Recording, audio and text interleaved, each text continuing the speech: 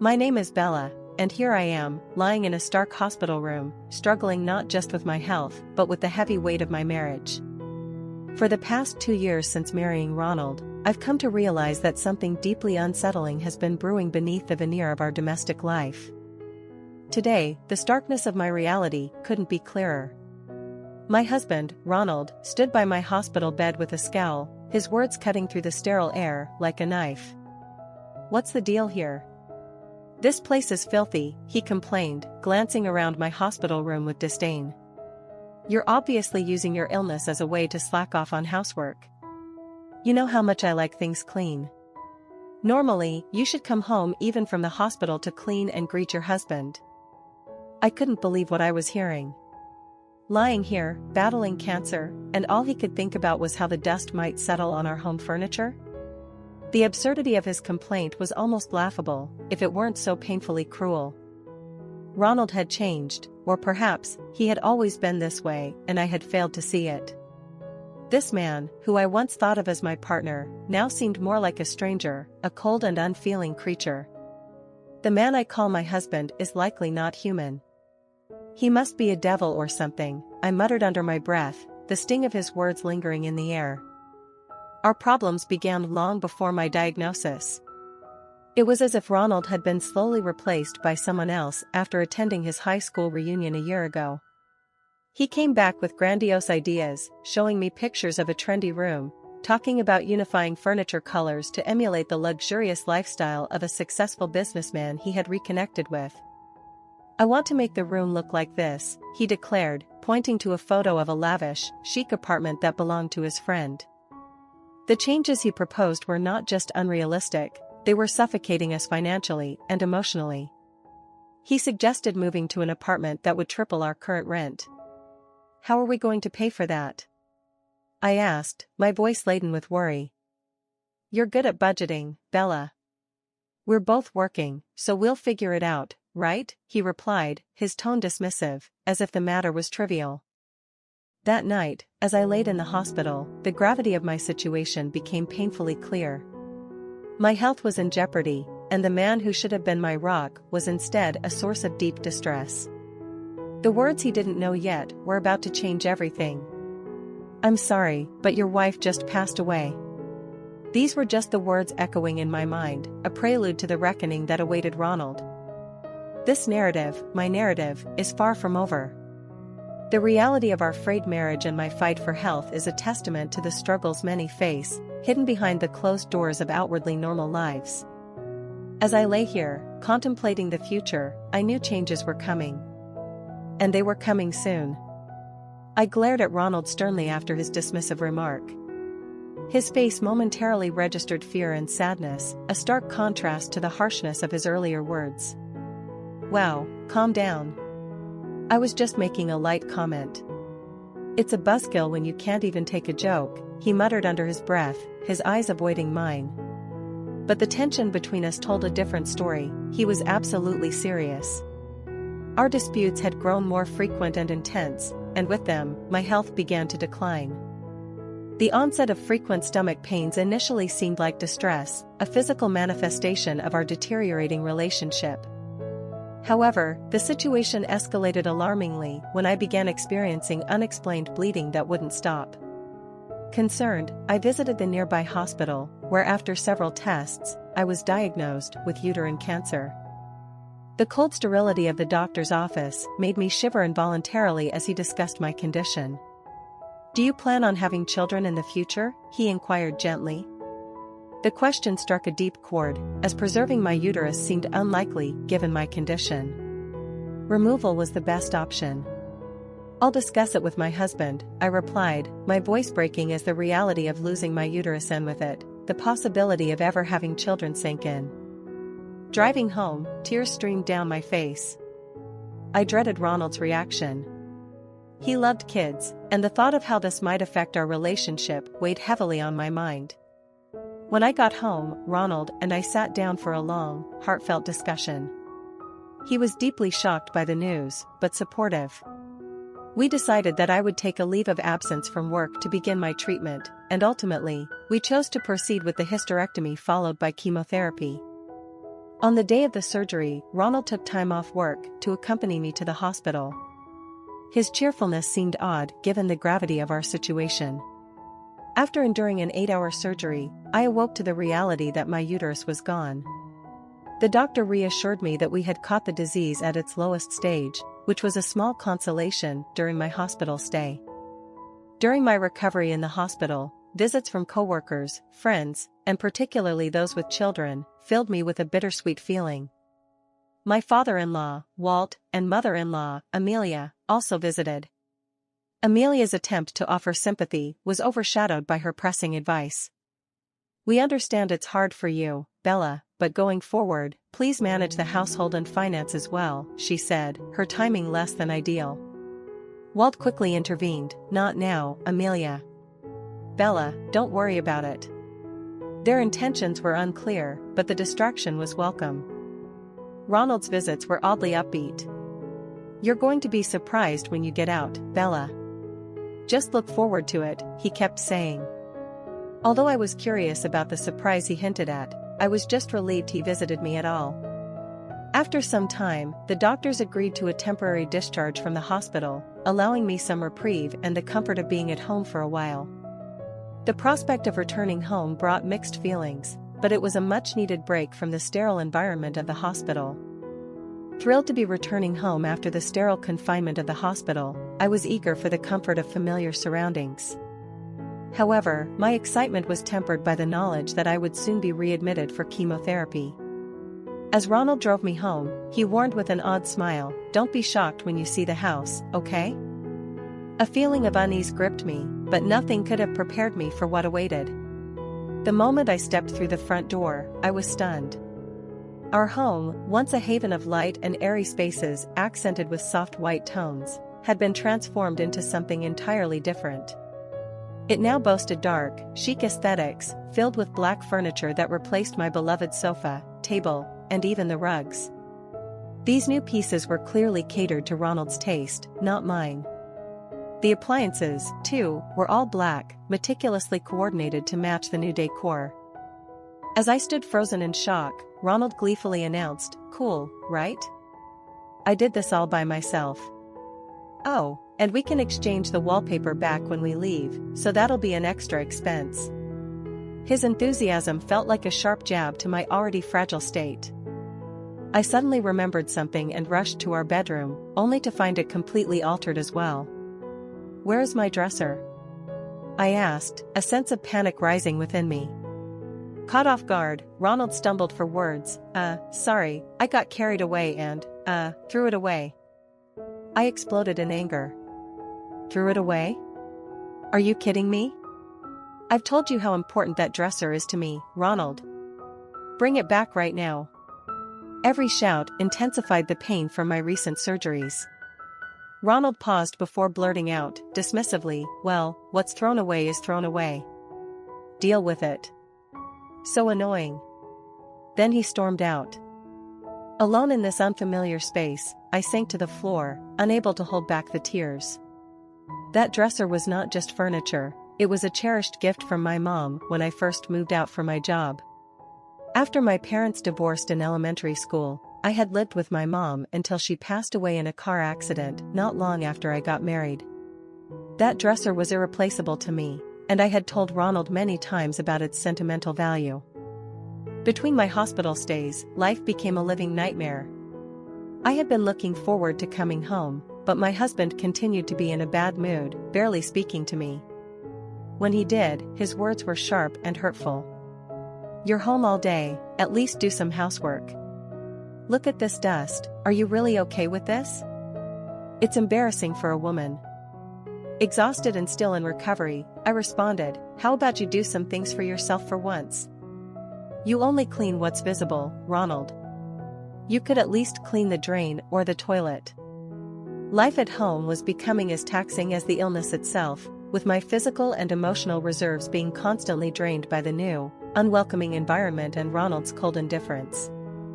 Returning home after the initial rounds of chemotherapy was an ordeal, given Ronald's increasingly passive-aggressive behavior. He deliberately avoided washing my clothes and would flaunt his food in front of me, eating without offering any to me. Exhausted by his childish antics, I turned to friends to help with groceries. On the day of my readmission to the hospital for further treatment, Ronald didn't accompany me. I went alone, a stark reminder of the growing rift between us. The chemotherapy sessions were more grueling than I had imagined. The physical effects were severe, but nothing was as emotionally unsettling as watching my carefully maintained hair begin to fall out. Shortly after my admission, Ronald left for an extended business trip. I had hoped he might call to check on me, but the calls never came. One day, while I was lying weakly in my hospital bed, my mobile phone started ringing repeatedly. Too drained to engage, especially fearing it might be Ronald, I hesitated to pick up. Eventually, the hospital staff, seeing the caller ID and my reluctance, switched the call to speaker. Ronald's voice boomed through the phone, his tone accusatory and harsh. "What the hell is this? The house is a mess. You're obviously just using your illness as an excuse to avoid housework. I like a clean house, you should be welcoming me home by cleaning." The nurse handing me the phone looked as distressed as I felt. But to my surprise and relief, it wasn't me who responded to Ronald's ridiculous outburst. "Unfortunately, your wife has just finished her discharge briefing and is about to handle some paperwork. Could you please not disrupt her with your nonsense?" the nurse replied, her voice calm but firm. Ronald's flustered voice, "If you'd been listening, who do you think you are? You could just clean yourself." The attending doctor, who had overheard the conversation, took the phone from the nurse. "I've been a doctor for many years, and I've never met someone as unreasonable as you. You're annoying," he said before promptly hanging up. After a moment, he turned to me and apologized for his outburst, explaining he had a daughter and the situation got to him emotionally. "Don't worry about it, doctor," I responded, a faint smile crossing my lips. "I plan on divorcing him anyway, so it's no big deal." Upon hearing my response, the doctor smiled, clearly relieved. "Well, that's good to hear." After being discharged from the hospital, I didn't go home. Instead, I headed straight to a particular place to start the process I had decided upon. Not long after, Ronald burst into the room, his face flushed and his demeanor anxious. "Bella, why are you here?" Seeing me, he didn't offer a word of concern but just stood there, frozen. "It's Bella's discharge day, so we came to pick her up." "Now sit down, Ronald," Amelia, sitting beside me, said coldly. Ronald blinked rapidly, visibly shaken, looking like he was hiding something. His discomfort was evident, and for the first time, I felt a shift in power.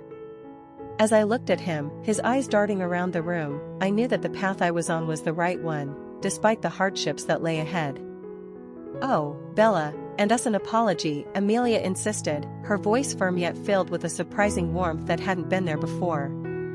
Ronald, however, remained silent, his face unreadable, his lips pressed tightly together. "Ronald, you asked us for financial help, claiming that Bella was overspending. Isn't that all a lie?" Walt's furious voice echoed throughout the room, breaking the tense silence that had fallen over us. It was a shocking revelation. Ronald had been lying, and it was a nasty lie at that. During my second hospital stay, Walt and Amelia had approached me with concern. "Bella, we know it's not the best time, but we're not exactly flush with cash either. We hope this will be the last time we have to lend you money," Amelia had said, her expression troubled. Confused, I had looked at them, completely unaware of what they were talking about. It was then we realized, for the first time, that Ronald had been outrageously lying to them. It turned out Ronald had been getting financial help from Walt and Amelia by claiming my supposed overspending was straining our budget. Feeling emboldened, he had approached them for money several times. "If it's hard for you to say, I can talk to Bella about it," Amelia had offered, but Ronald flatly refused, spinning his web of deceit. Naturally, his story was pure fabrication, and even Walt and Amelia had grown suspicious of Ronald, who kept asking for money while I was hospitalized. Then he apparently pleaded for help again, claiming my hospital bills were astronomical. Upon hearing this, I instantly knew where the money was going. Once you step into our home, you'll quickly see what Ronald spent the money on, I told Walt and Amelia, handing them the house key. As expected, they came back to the hospital room with astonished looks on their faces. "What's up with that room? How much did it cost to change it like that?" they asked. I didn't hold back when I told them that Ronald had acted on his own without consulting me. I explained about the terrible treatment I received during my temporary discharge from the hospital and stated my intention to end our married life and proceed with a divorce. The most frustrating part, I revealed, was how he threw away the dresser my mom had bought for me. "I'm not coming back," I affirmed. Amelia grabbed my hand, her eyes filled with tears. "The dresser he threw away? The dresser from your mom? Ronald will pay for this," she declared, her voice thick with emotion. In fact, Amelia and I had an awkward start, but during a visit to her family home, I had admired a beautiful chest. "It's lovely," I had commented. Amelia beamed. "Actually, this chest was passed down from my grandmother to Mom, and from Mom to me." When I told her about my cherished dresser, a bond formed between us, strengthened by our shared appreciation for family heirlooms and the sentimental value they held. This connection now seemed to draw us even closer in the face of the turmoil caused by Ronald's deceit and insensitivity. Amelia's gesture of offering me the family chest resonated deeply with me, especially after my conversation with Ronald. "Didn't you plan to use our joint savings for it, but couldn't because it's in my name, so you had to borrow from your parents?" My accusations were spot on, leaving Ronald speechless, his face turning a bright red. We had a dual income arrangement where living expenses went into an account in Ronald's name, while savings, primarily intended for our future child, were in my account. When I was diagnosed with cancer, Ronald seemed to think, "We can't have kids anyway, might as well use that money for whatever I want." This realization broke my heart further. "Can't you see how much I've cherished Bella? How can you even talk about divorce? This is unfair," Ronald sobbed, looking utterly defeated. Amelia, sitting next to me, chimed in, her voice steady yet filled with disappointment. "Someone who really cares wouldn't say such awful things. It's no big deal if the house gets dusty when no one's there. Walt and I were right there when you made that ridiculous call to the hospital. We were so disappointed we could cry." Walt's face was flushed with anger as he stared down at Ronald. It was a relief to have such reasonable people on my side, supporting me through not just the emotional turmoil of a failing marriage, but also the physical and emotional toll of my treatments. "Ronald, you don't even seem to care about my well-being, let alone my hair loss and frail body. All you care about is saving your own skin. That's why this isn't working.